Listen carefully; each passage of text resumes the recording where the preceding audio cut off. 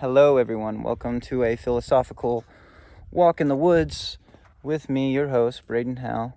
I wanted to thank everyone real quick for viewing my video, all 60 of you and counting. That did. I really appreciate it. Even if you didn't watch it all the way through, I appreciate your interest in what I'm doing, and hopefully this time you stick around for a lot longer, because I think today what I got for you is a lot more structured and comprehensive to follow, though in the same vein, kind of confusing and kind of not at the same time. You might be wondering, what did I just climb? Climbed up a deer stand. I have actually never killed a deer, much to the chagrin of my family members, who are all avid deer hunters. I just don't think I could bring myself to do that, and that's funny considering various philosophical ideas, I hope.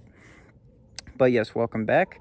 Today we are going to be discussing the rather long, not super long, I guess you'll know however long this video ends up being, the rather long topic that I'm going to broach and definitely kind of not completely cover: the idea of the path of knowledge and what the price of knowledge is. Put better, the price of knowledge and the implications of knowledge and all these different things to do with knowledge. What originally prompted me to make this video was essentially, I was thinking about April Fool's Day and the fool and what the fool means in our literature and in media and portrayals going back a very long time, because obviously I've always been familiar with the archetype of the fool, but I didn't really know the fool, I didn't get intimate with the fool. Never asked the fool, how are you doing, but after going through that literature and reading through some things and watching some videos even on the subject, I feel pretty comfortable in my ability to accurately describe the fool. So we're going to start off with the fool. We're going to go to the sage, the two extremes of knowledge and what it implies for the individual that we are discussing. And then we're going to go to a more subjective experience that I can personally speak on myself, and that's my own experience in the valley of knowledge and what I've learned thus far. So the fool, I think, would best to a modern crowd be described to have very much the same demeanor as a fun-loving child. It's not super deep. It doesn't need to be. It shouldn't be. But it enjoys life to the absolute fullest in every moment. It's not worried about this or that. It's not caught up in the future or the past. It's not caught up on societal expectations of what they need to be, or, oh my God, is there asteroid going to come in and kill us all in like 50 days? Or is there God? Is God real? Is God fake? Yeah, they don't have to really deal with such quandaries, and thus that frees them up to really be able to soak in life and perhaps naively, in some instances, soak in life and not really understand the full contextual context of it. But that is very much how a fool would approach life, just very fun-loving and not too concerned about anything, because they don't really have a reason to be. They can't really comprehend why anyone would be inherently sad or worried about anything to come, because they just don't have the intellectual capability for that. And to me, I think that's a pretty sad thought to broach, that you just get through your whole life in this very simplistic view. It's like it's a very different way of the whole allegory of Plato's cave, in which, if you know that story, you know that story. I'm not here to recite ancient Greek philosophy or anything. I actually don't really fuck with Plato that much, but the sentiment is there. And so the pros, I suppose you would say, of the fool would be that he's able to live a pretty carefree life. Like I said, he's able to be completely authentic to himself, at least as far as he's aware of the authentic capability of his character. Like, obviously he's not going to fully understand his character, because the human mind and soul and what have you, however you want to describe the way you believe humans to be alive, is inherently incomprehensibly complex. Thus, he would never be able to really grasp a lot of those themes or anything. And then thirdly, I guess on the positive side, even though we really dipped into the negative, he is unbound by society and its rules and its dictations.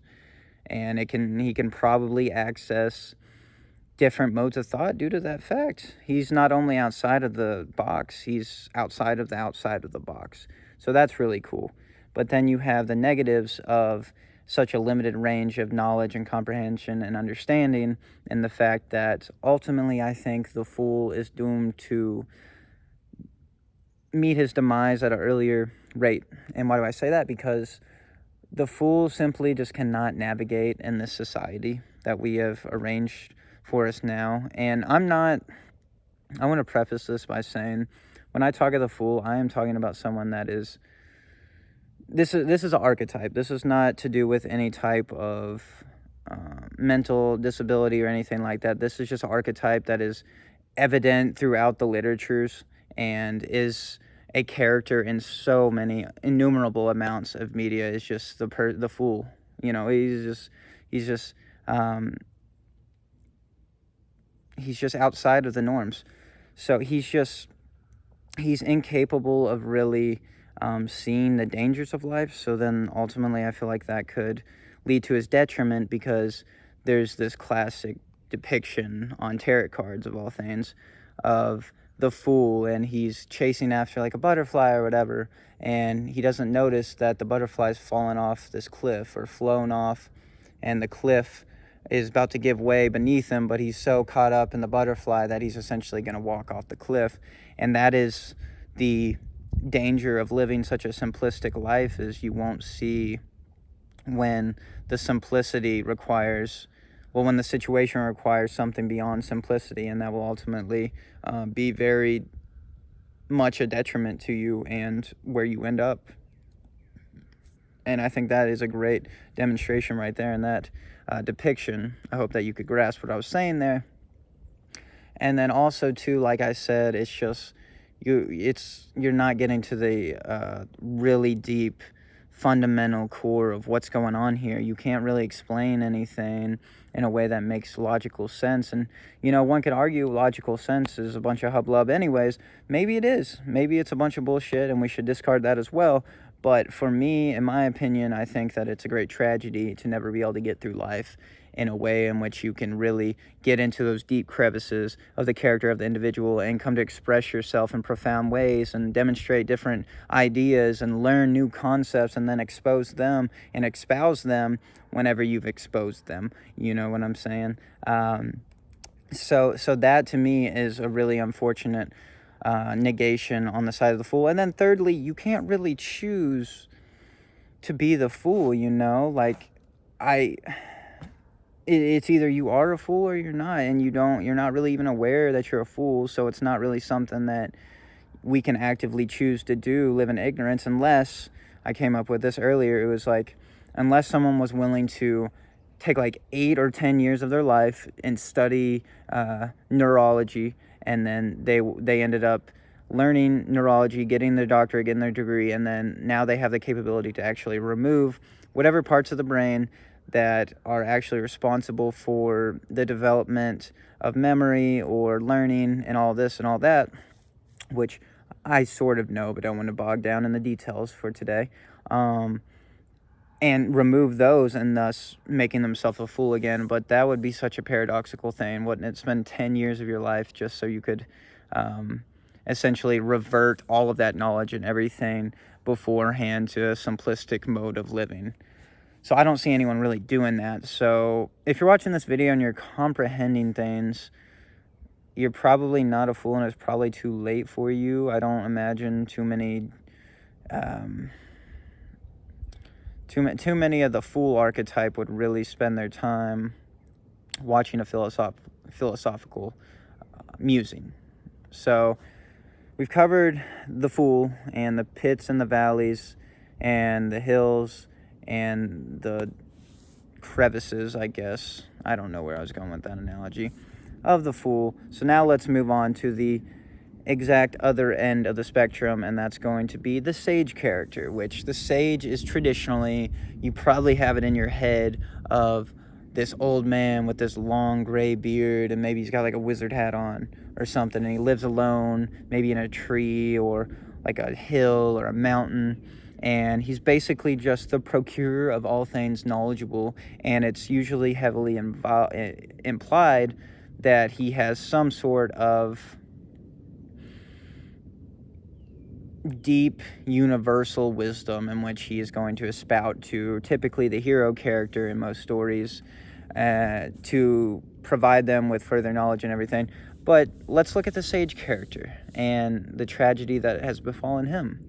Essentially, to me, the reason, as far as I understand it, and there's obviously different interpretations, and like I said, every depiction of a sage is going to have its nuances and differences apart from the other one, but essentially, in most portrayals, it seems that the sage is in isolation, and it's a self-inflicted isolation due to the fact that he no longer felt that he fit in a society. He saw above the frivolous tendencies of his cohorts and said, no, this isn't for me. I'm going off somewhere else to live what I feel and deem to be a meaningful existence. And for them, it seems it's just that acclamation of knowledge, and then the subsequent dispersal of the knowledge whenever, the hero comes, or typically a lot of these guys will be writing their books and stuff, like massive books with the feather pelt pen, the drawings, and the memes and everything like that. So that to me is a tragedy in itself, is feeling that alienation and isolation from a society, and getting to the point where you no longer feel you can identify on a basic human level with other people. And that is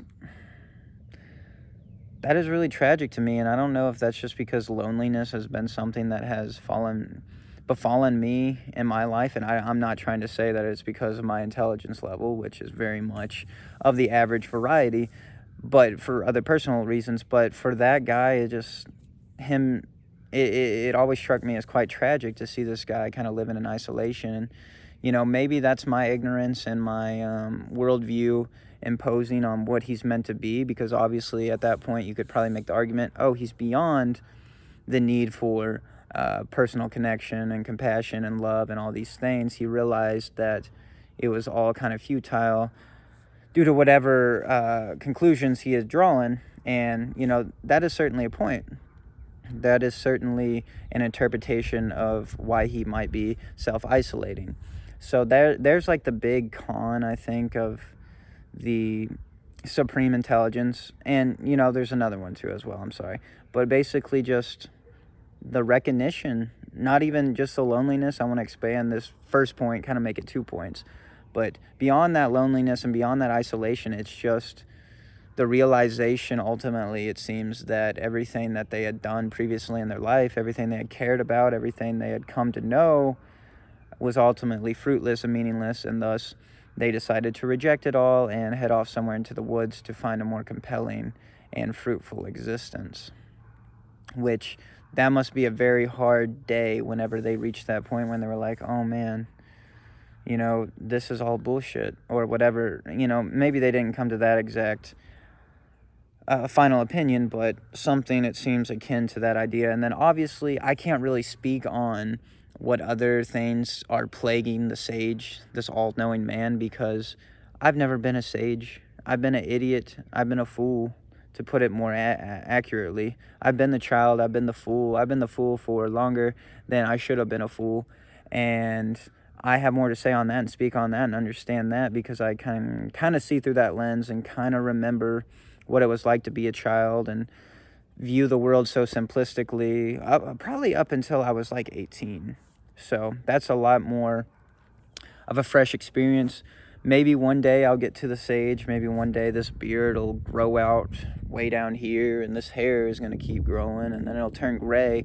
That's when you typically know that you're smart. Well, you've got that wisdom about you. I always say I love gray hair. Can't wait to get gray hair, because that's how I'll know that I'm actually this procurer of wisdom and knowledge. I see it as something very elegant. Obviously, that's a joke, but yeah, I don't have much to say. I can't really speak for the sage because I've never been a sage. But the pros of this would ultimately be also that they have vast knowledge. They understand the world in a super deep and super complex way. And probably more than anybody watching this could really comprehend. Like I said, it seems that the archetype of this sage is the accumulation of like their whole lifetime of wisdom. So that would be very hard to procure at around our ages. And hey, maybe there's some old sage watching this. Hello, old sage. You should reach out. We should do something together, collaboration. But in general, it's something that takes a long amount of time, and it would probably be very rewarding because you would be living in true truth that you yourself can empirically validate. And when I say empirically, I'm not really talking about the traditional use of the word where it's like defined by data. I'm talking more of an empirical self-understandings. I think that they really reach that profound spot where they're content and they understand and they're fine with everything. So that's why I said, maybe the loneliness, maybe me perceiving the loneliness being such a detriment is just a product of my own personal approach to loneliness and my own thoughts on loneliness. So there you have it, the two cons: isolation and a recognition of the futility of life as you lived it for your whole life. And then the pro of just having this essentially expansive understanding of the world and the truth and the knowledge and living in that truth and basking in it. But then the question becomes, well, what's the point of the truth? I'll leave that up to you, but I think that also the point of the truth, I would say, is to reach ultimate knowledge and ultimate growth as a human being. Truth and knowledge to me are very much intertwined in that sense. So finally, I want to talk about my own personal, that looks so weird, but I want to talk about my own personal pursuit of knowledge in my own life. Like I said, I was a fool for probably a good 18 years. I lived in ignorance. I didn't really think about my future. I didn't think about consequences or this or that. I definitely had my fair spell of anxieties and things like that, and little pinches of depression along the way as well in my teenage years. But overall, I lived a very simplistic mode of existence, and that is due probably to some substances in which I consumed. So there's that. There's definitely that. But I would like to say after high school, life hit me like a truck. My simplistic worldview, my full view of the world, it was not compatible with real life. And I found that out pretty quickly, and I was crushed, and I didn't know what to do. And I was struggling to keep my head above water for a year. I'll keep it $150 with you. I really didn't know what to do. I felt lost. I felt like my whole conception of the world had been incorrect my whole life, and that I didn't know anything and all this and all that, and I had no idea who I was as a person because I'd never taken that time of inner reflection. I didn't have the tools to. I simply it was a very difficult time for me. Probably the hardest time of my life was breaking that bubble of the fool and realizing, oh my God, we've been in a bubble this whole time. There's actually this whole world to explore, and that's intimidating at first, but then you find beauty in it because it's like, oh my God, we have this whole world to explore. I can't wait. And there's so much to learn. And that's what slowly over time came over me. I was never a studious student, I suppose, in school, but after I got out of school, I realized the value of knowledge. Truly I did. And I turned my nose into a book, and I started building myself up that way intellectually. And I went to college for a little bit, mostly online because I was battling a lot of stuff. Like I said, I went online to school. I didn't really learn a lot there. Online class is very much how involved you're willing to be in it. Then I went to Vincennes University and didn't learn a lot there about my actual subjects, because I was just exploring this vast realm of the intellectual endeavor at this moment in time. I was focusing on primarily philosophy at the time, trying to philosophize myself out of this depression that I was in. So I didn't really focus on a lot of my studies except my psychology classes, which were vastly interesting, and my sociology classes as well, and a little bit of nutrition in there. So I started to build that intellectual tendency towards that time, and for the first time in my life I was really choosing to follow that path. It wasn't even pushed upon me. I was actively pursuing it and furthering my involvement with a path, and it felt good. And I'm to the point now where I thoroughly enjoy learning and discovery of new ideas. I get this little flutter in my heart almost, and it's like, oh my God, I just unlocked this new way of thinking, this new mode, this new information. And then also on my runs, furthering the development and connecting this idea to that idea, and then following this to its logical conclusion, it's become a super rewarding process for me. And I really love learning and knowledge. But that's not to say I haven't been without my moments of absolute crushing despair because of my pursuits of knowledge. I was never super religious one way or the other before really seeking out bigger picture ideas, I guess, and seeking out different schools of thought and different ideologies, different schools of study, even like neurology, psychology, biology, all these different things. Before I really sought those out, I was kind of like, yeah, I believe that there was some meaning in this universe. But then if you watch my last video, I've kind of come to the conclusion since then that no, not really, probably not. And then furthermore, since that, I've come to the conclusion of like, oh man, wow, free will is not real either. So that's something I'm really grasping with right now, and that's going to be a future video. So stay tuned for that if you're interested, and subscribe so you don't miss that too. I know you're super excited. I can see your pupils getting all big and stuff on me, so that's cool. But yeah, it just opens your eyes. And once I learned these things, I was like, geez, this is going to be really hard to cope with. And I've had those thoughts on different ideas too. It's not just those two, it's those two that are springing to mind. But the further you go down that hole of knowledge, the harder it is, it seems, to find really meaning in a reason for being almost. And it becomes really crushingly evident that, yeah, everything that you see is kind of that way out of your control and different things like that. And I don't want to get too much on free will today. Like I said, I'm going to say that for a future video. But if I take my belief in the absence of free will, determinism, you almost have to follow this basic conclusion, which is, okay, if everything that I do, say, have been, will be, is kind of written genetically, environmentally, socially, familiarly, historically in me, and it's really out of my control, well, at that point, it's like, to me, the highest pursuit then would be the intelligence, because that is one way in which the environment will shape you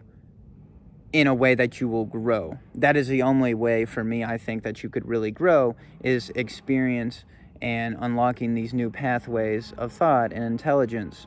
And you might say, well, you don't actually have any choice in pick it if you're intelligent or pursuing your intelligence or anything. I agree. I feel completely blessed by the deterministic powers that be. Definitely not God, though. That, wow, like I've been blessed with these traits that enable me to want to pursue intelligence and intellect. And that's probably genetic. That's maybe a little bit of environmental or societal. I don't know really the myriad of different things that have caused me to reach these conclusions about loving to the furtherment of knowledge. But I'm just simply very happy that it's happened, because due to that trait, I can continue to grow as a person, evolve as a person, and unlock new ways of thinking and come to see the world in new and different ways, while still being in a deterministic world, but a deterministic world in which I am growing and I'm not stagnating in, which is very nice and beautiful. And I think that then should, by default, almost turn into my highest priority in life. Even though, I'm not going to get super meta on it and everything and explain, oh, well, you can't have a priority in life because you don't have free will. I'll explain all of that in much further detail. I'm in pretty light tread of water still on the free will stuff and determinism. For those who don't know, determinism is basically saying no to free will. But I'm not going to get too heavy in on that today. But one last thing I wanted to mention before I let you go is, I think, well, two more things. Ultimately, to conclude this whole series of thoughts, and what I hope you take away from this is, the path of knowledge is very hard. It's very difficult. It's going to strip you down before it builds you up. But anything in life worth doing is going to do that. And I think that knowledge is one of those things in which we can find everywhere. I don't care if you're a basketball player. I don't care if you're a factory worker or a pizza maker or what have you, a therapist, a doctor, what have you. You can learn every single day. And that's beautiful. And you can grow every single day. It's what could possibly be more important than growth and the accumulation of knowledge? And yes, it might send you down a deep, dark hole. You might not never recover, but wouldn't you rather live in truth, even if that truth is hell, than a false heaven? For me, the answer to that's obvious. Truth all the way, baby. But I want to close with this last thought, kind of unrelated, kind of not. It seems to me that everyone really has a propensity, and maybe it's even a necessity, to overlook the knowledge in certain aspects. It's not like I'm constantly thinking that, oh my God, this person killed this person, and that was so terrible, and this reprehensible act happened here and there. I'm aware of it, but it's like my mind pushes it to the back. And I'm no advocate of actively pursuing nihilistic undertones in media and seeking out these dark, depressing things, because that just seems like it's going to lead you down a dark and depressing hole. So I typically avoid those. So that's not what I'm saying with the whole pursuit of knowledge. I'm not saying you have to actively hold these things to your chest at all moments in time, but I think it's important to discover who you are and be okay with discovering things that aren't going to please you and please your mind and are honestly going to unsettle you in a lot of ways. But I'll stop rambling now. Thank you very much for watching. This video is probably super also